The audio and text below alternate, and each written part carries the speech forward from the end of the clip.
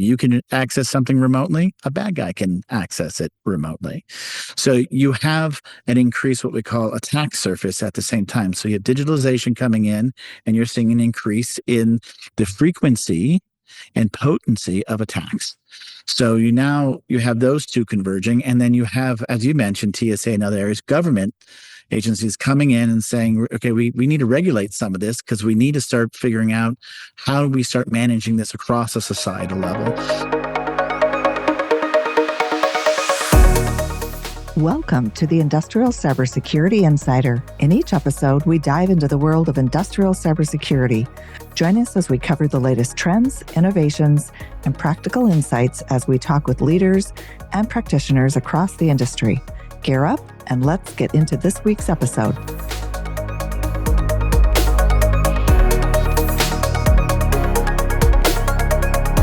Hi, welcome. My name is Craig Duckworth, and today I have the honored guest of Ian Bramson, the Vice President of Global Industrial Cybersecurity at Black Veatch. Ian, welcome to the show. Can you give the listeners a little bit of background about yourself? Sure. First of all, thank you very much for having me here. Very important platform and concepts that we're going to be talking through today. I am the Vice President of Global Industrial Cybersecurity here at Black Veatch. I've been with Black Veatch about a year and a half.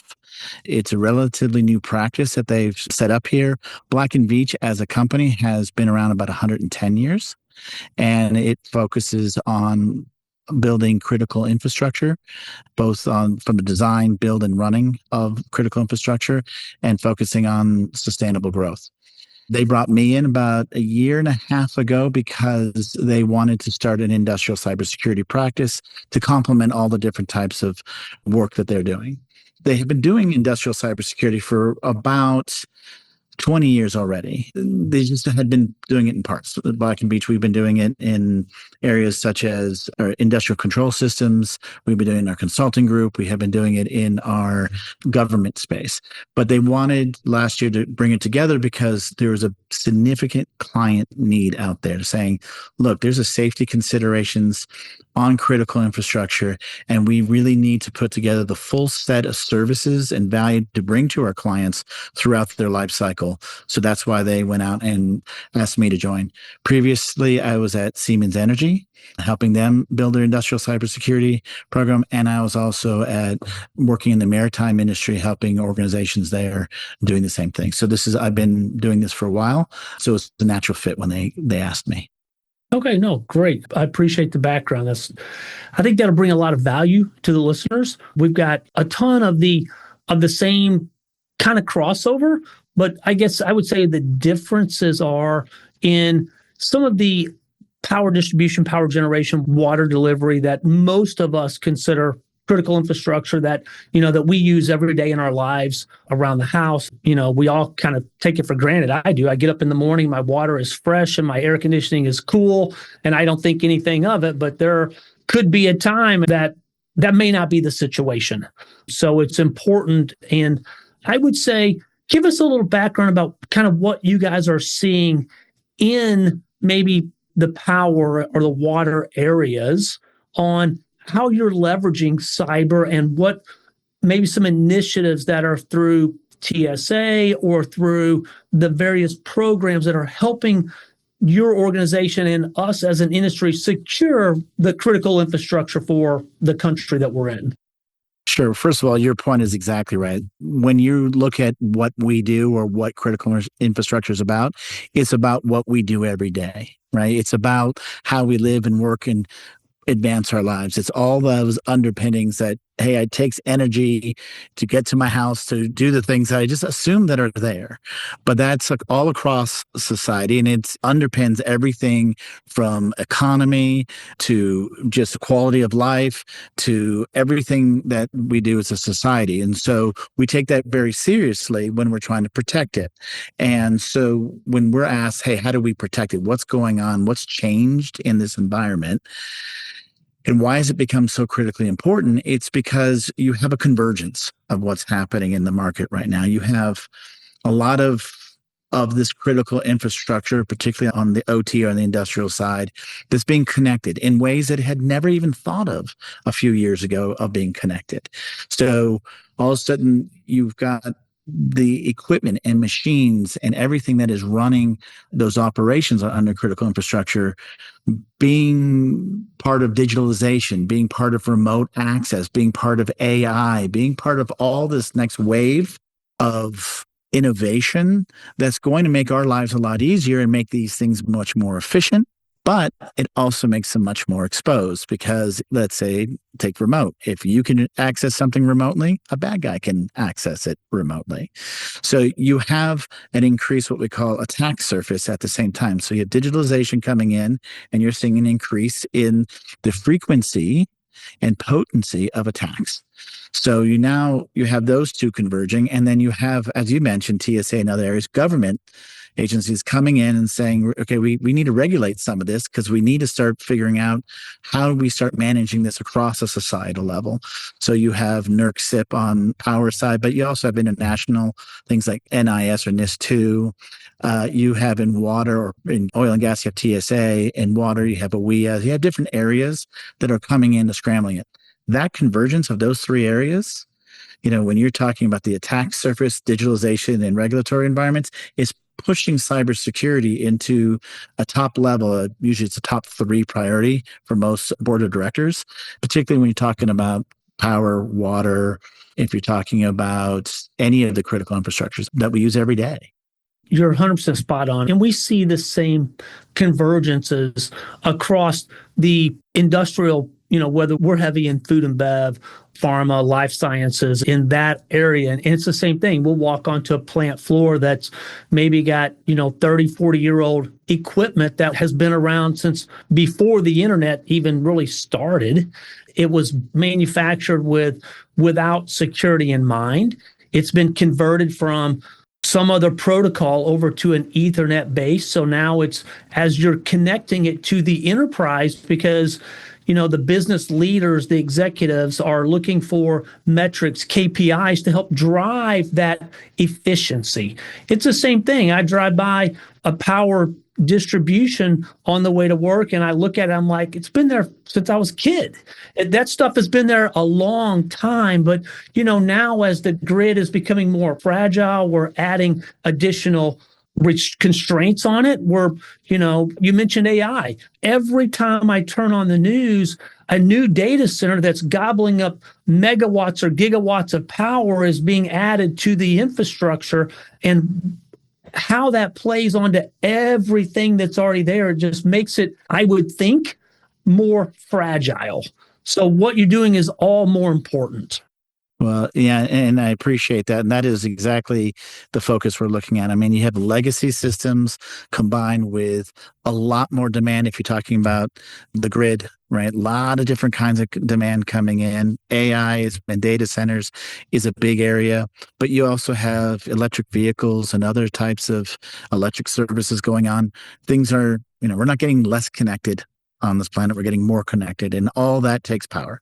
And that makes it not only the amount of power that you need, but is the surge times and when you need it and how you need it. So all these different factors are coming in, which then feeds, hey, I need more digitalization so I can do it more efficiently, so I can get the most out of it, so I can get everything in order, a total grid orchestration of every parts of these working together so we can get the most out of this. Well, when you start putting that in, whether they be smart meters in some areas or anything else that you're doing to do these improvements, you have a cybersecurity, you're becoming more dependent on digitalization and more exposed to cybersecurity risk. Yeah, no, you're right.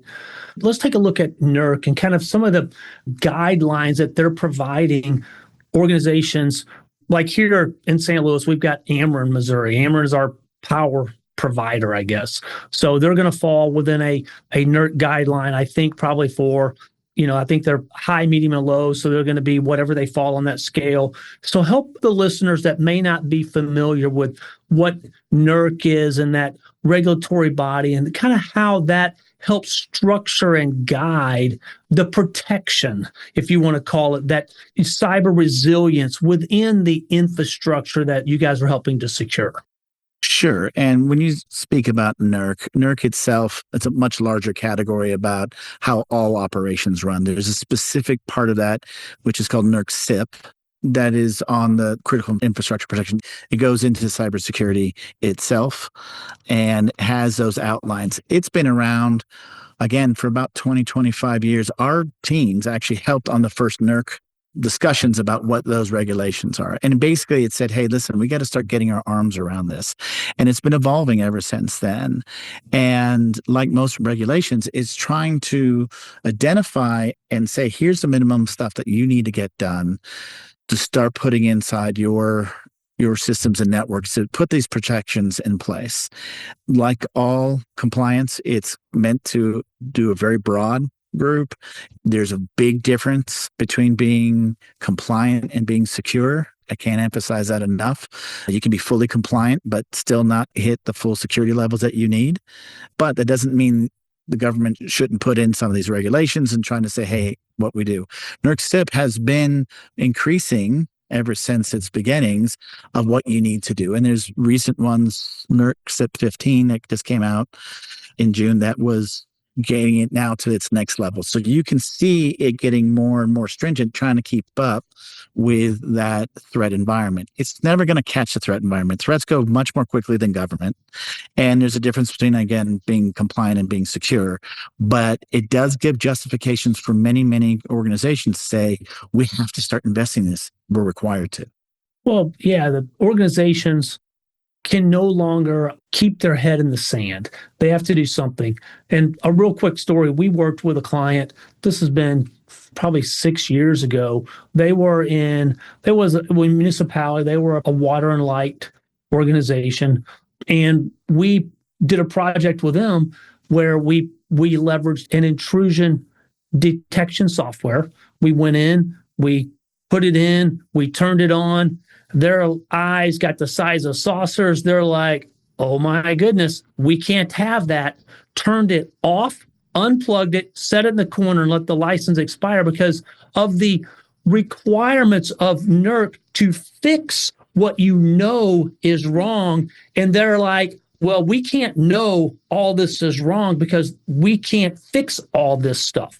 So I get where we're going, but I'm like, is that the right answer, or was that an anomaly? Well, so look, at the end of the day, when we're speaking with our clients, right? We say the risk is the risk. Okay, it's there. You can turn off all the stuff you want. You can deny it. You cannot do stuff that it's there. And if you don't acknowledge it, you are by de facto, you're accepting it. Okay. And when you have regulatory environments and say, okay, you have to do X, Y, Z. Okay. Again, at certain level. But we know that the risks say, well, you should probably be doing these other set of things to be fully secure. That distance, that space between compliance and when you're talking about full security, that's what we call residual risk. That's the risk that you're not addressing, but it's still out there. And it still can affect safety, and it can affect uptime. And when we say safety, we mean site safety, we mean environmental safety, we mean public safety. And oh, by the way, since you're critical infrastructure, it means national security and economic stability. It's still there.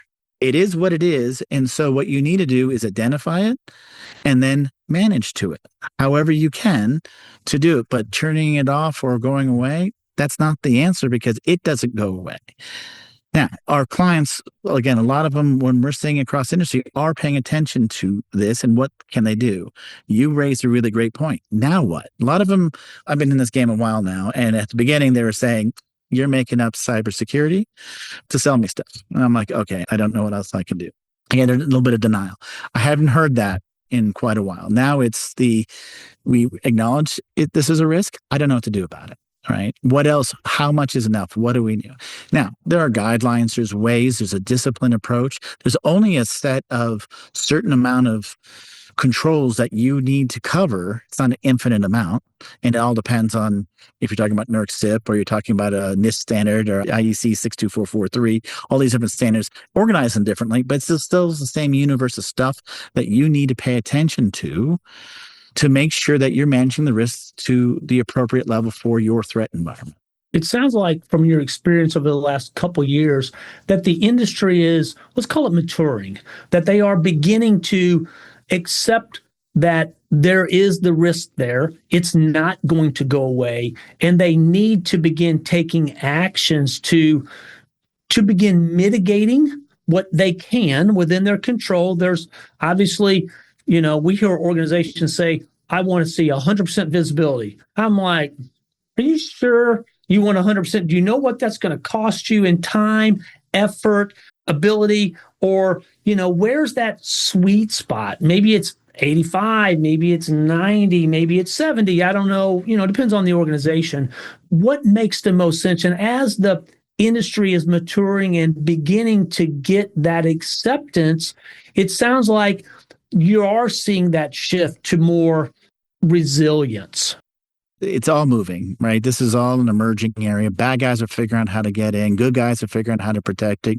Digitalization is expanding what we call the attack surface, where they can get in, what they can do, dependency. So it's all this moving game, but it has matured in this. It has worked out in the sense where people are now no longer saying, again, it's undeniable. The risk is there. They just don't know exactly where the risks are and what to do about it.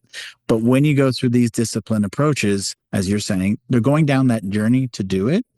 NERC CIP gives some of those guidelines. There's other standards that are out there that can give you some frameworks, get your arms around it, basically, so you know what to do, and then to risk prioritize. Because the reality of the situation, as you had brought up before, you can't do everything all at once. And maybe you don't need 1,000% on every single control all the way up, pin the needle, because your threat environment may not require it, or the risk base of what you do and the realities of what you can do don't fit it. You mentioned things like the legacy systems. There's just certain things that you might not be able to do because you don't have everything. It's not a perfect world in this. You're dealing in the realities of operations and budgets and logistics and everything else that you have to deal with. Are you guys seeing, let's call it certain players, whether that be the very large utilities? And to me, in my mind, Ameren's big. They're like multi-state. Maybe they are, or maybe they're not. I don't know for sure, but I'm familiar with them. But are you seeing larger, more innovative, leaning, and forward-thinking utilities do more? And are there certain techniques or frameworks or guidances that they're doing that might be applicable for a CISO of a small regional, let's call it a co-op, or something that's not as large, that doesn't have billions of dollars and thousands of acres of solar farms and all the other stuff that comes along with a multi-state utility? Well, I will say you got it right. I've been asked, hey, is there an industry that's just killing it and doing great and running out? I said, there are individual companies, there are individual organizations that are doing very well and other ones that are lagging. And it's because this is all emerging. So some are going faster, some are going low. And so some are really great examples. Maybe they have suffered attacks, so they're taking it more seriously. Maybe they just have a different risk profile. Who knows, right? But they have different reasons. And so there's at different levels at different times. Larger organizations obviously have more at their disposal, but they also have more exposure and they have other complexities that others do not. But when you talk about some of the best practices or some of the ways that people are getting their arms around it, there are a few. One is obviously acknowledging it and know that you have to understand it. The other one is what we've talked about already, which is there's a difference between being compliant and being secure. If I'm just trying to check the box and I'm not trying to understand that this is a safety and uptime issue, okay, then I may not getting out of the gates correctly, right? Now, once I'm there, I need to have their frameworks. As I mentioned, IEC 62443 is an international standard. NIST is a standard. There are ways to start getting, and of course, NERC CIP is a regulation, but fits within those standards. So you can get your arms about what we should do. And then another best practice is risk prioritizing as you go along, what you need to do first, next to start bringing down that risk. Because at the end of the day, this is a risk game and you're trying to manage that. And the last thing is they're starting earlier. They're starting from the building of new construction. So greenfield, or much more common, major modifications and upgrades. Why? They're doing it for two reasons. One is that it is much better and cheaper to build it in than to bolt it on. The earlier you start and the more you design, It is a financial reality. So if you're that smaller, mid-sized one, look for those opportunities when you're doing that there, because over its lifetime, that is way cheaper to go do. Things like segmentations of a network on an ongoing operation is factors larger than when you do it and when you build it in. It also makes it more seamless, meaning it fits together. It's designed to work that way. That gives you the foundation of all these new kinds of attacks. You're basically trying to defend against the unknown. What's going to change next? What's going to be here tomorrow? Well, the way you do that is you have to build a stronger foundation. So the ones who are really cluing in and getting it are moving that starting point from my brownfield, gee, what do I do now to protect what I have, to also include, not that you ignore those, you do everything, but also include the things from the beginning, build it in, better than bolt it on. So these are some of the key areas that people are doing, as we're seeing as best practices that are out there right now. Okay, yeah, and that's something that I picked up on as you kind of walk through that. We're seeing the same thing from a greenfield, is trying to help them and build that analogy of, look at automobiles and seatbelts. The automobile makers, they didn't want seatbelts. The industry, the insurance industry, got tired of paying for people in accidents. And they're like, we got to find a way to make this safer. And how do we protect the organizations? So it does make sense. And it's obviously a lot cheaper if you're building a factory or a facility or whatever it is, to incorporate from the design phase security as you are developing, building, implementing, then coming back and saying, well, I've already got 100 panels in, and where am I going to squeeze this little sensor? And I'm going to have to redesign all this stuff. And it's already been in there for 5 years and it's not really going to fit anymore. So it totally makes sense. I like that approach. Well, and to use your seatbelt analogy, it's one I actually use with clients when I say, look, seatbelts are important, right? They save lives. It's a safety feature. It's required now. It's just, you got to have it. Now, do you want that seatbelt coming from the factory and built in with a car, or do you want to do it aftermarket? And by the way, when you do it aftermarket, you can't stop the car. The car has to keep going. Operations do not stop for anything. And so now you're trying to put that seatbelt in while you're driving. Which one's easier? Which one's cheaper? Which one's better? Right. And so when you put it in those kinds of analogies, they're like, got it. Right. It's the total cost of what we're doing, or it's designed for it. And so just the way it goes these days. But the best companies are starting to figure that one out. And it's just a reality, because you have AI, you've got digitalization, you have all these things that are making this faster, the attack zone more powerful, more potent. And so that's forcing you to have that foundation built more correctly. If you have a bad foundation and you're going into the unknown, that's not a great formula. So why don't we bring it earlier and build it in correctly? I did a podcast earlier this week and we talked a little bit about AI, and I would call it the dual-sided sword.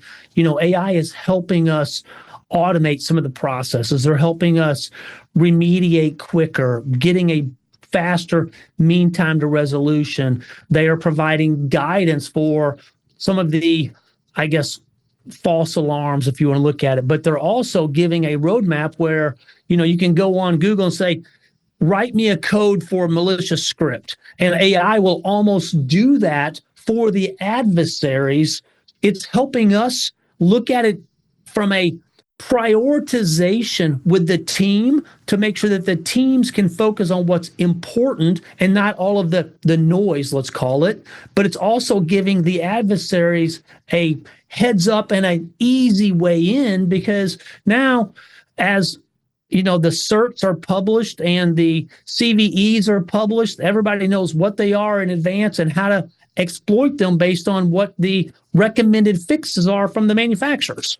We call it AI versus AI. It's adversaries are going to be using AI to scan your networks or to amplify what they can do, or to create novel ways of getting in that we as humans can't see.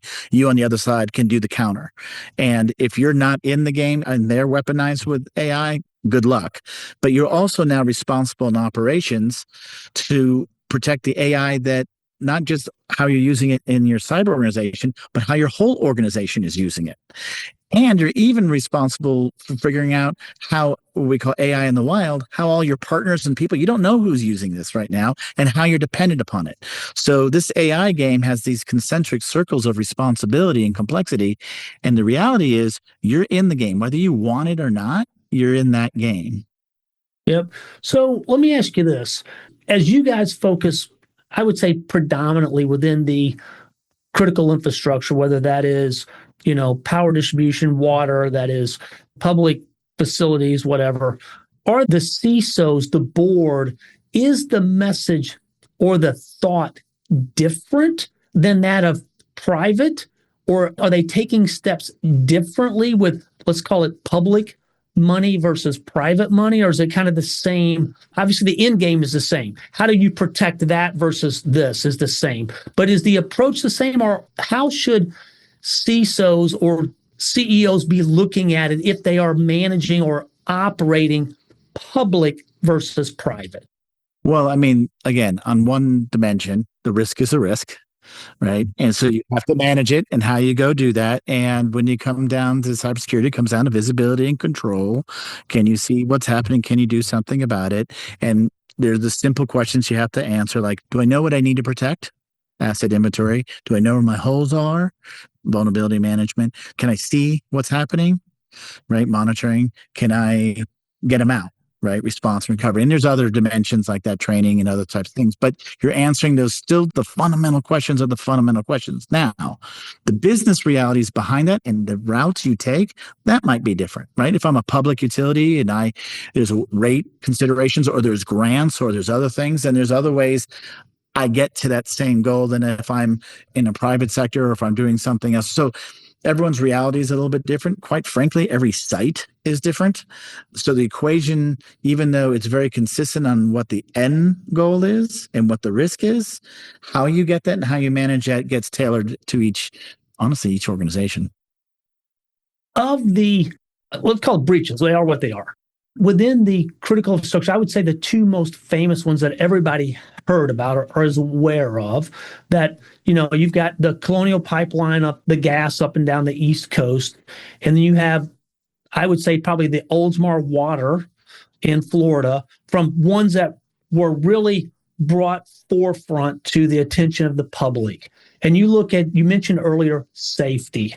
Those two, I was watching on the news and my mouth was just hanging on the floor when people were pumping gasoline in trash bags in their trunk because they didn't think they were going to get gas. It reminded me of the 70s when the oil shortage and people couldn't get it. And then, I hear about Oldsmar and the controller was sitting there and watching his mouse move and the chemical dilution was getting adjusted. I'm like, it's almost fear in the public of, is my water safe to drink?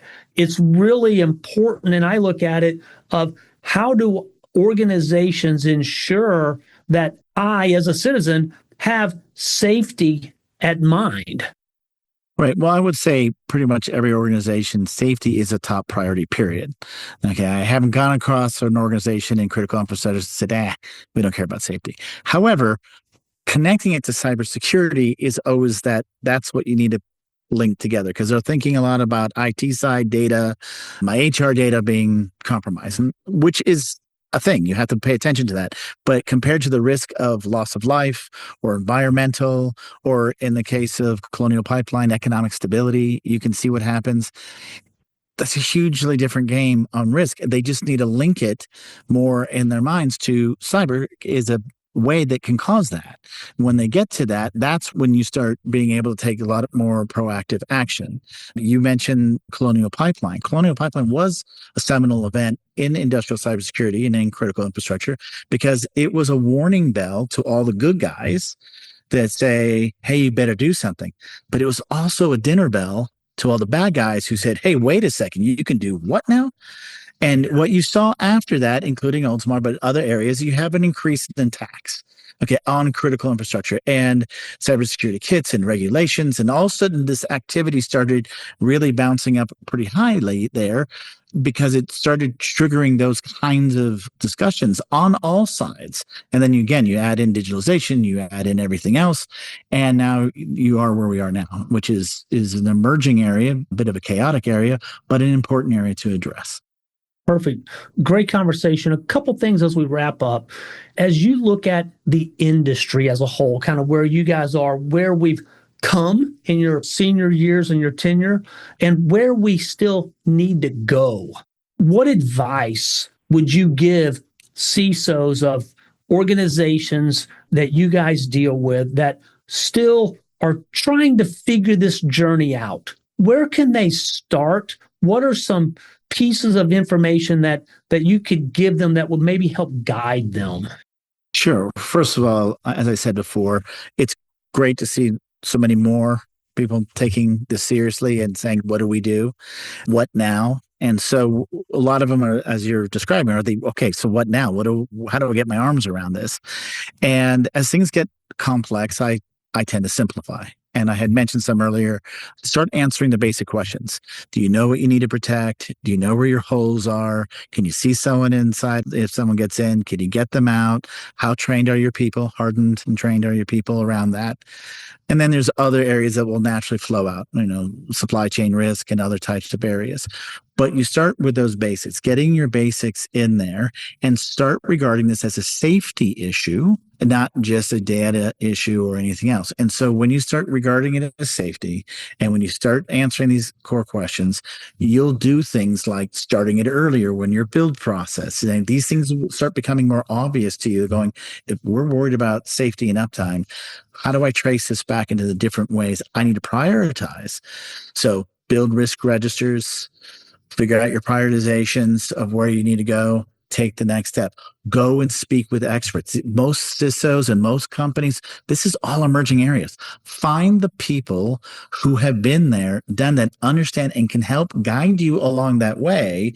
Because as I mentioned before, the risk is the risk, but how you manage it, that's going to be something that's going to be very tailored to your situation. You need to know that there are experts and resources out there that can help you along the way, and you need to certainly be able to rely upon them. Yeah, no, that's great advice. We'll say the same thing. Find a partner. Find somebody that works in your environment that you're comfortable with, that knows what you're doing, how you're managing, and leverage them. They're the subject matter experts in doing this. There's no reason, with all the resources available today, from the vendor community to the systems integrator community to the EPC community, they're all working for the same end goal. Reach out and tap somebody and say, hey, you're doing all this stuff for our organization today. Can you help us with this piece as well? It's important. There's resources are there. So you're spot on. No reason to take the journey by yourself. Right. It's about safety and uptime. How do you get there? Yep. Perfect. Great conversation. Thank you so much for your time today. I really appreciate it. Keep listening, keep downloading, and thanks for your time today.